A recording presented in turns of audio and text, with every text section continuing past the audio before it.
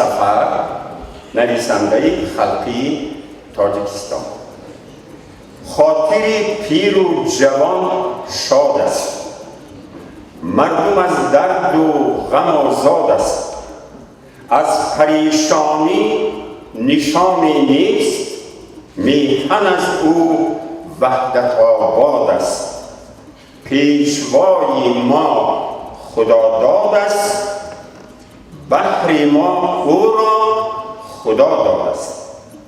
دشمنی تیر و کمان باشد، عاشقی تیر و کمان باشد.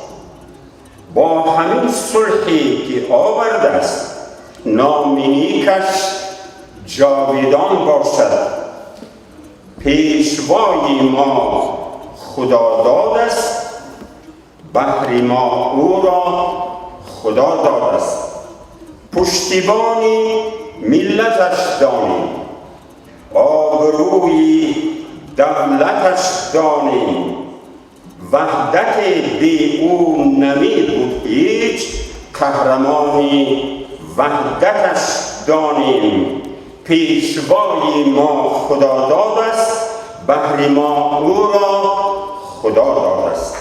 ما به این وحدت صفا سازیم، دردهایش را دوا سازیم.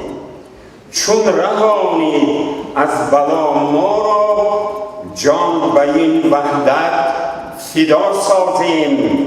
پیشوای ما خداداد است، بهر ما او را خدا داد است.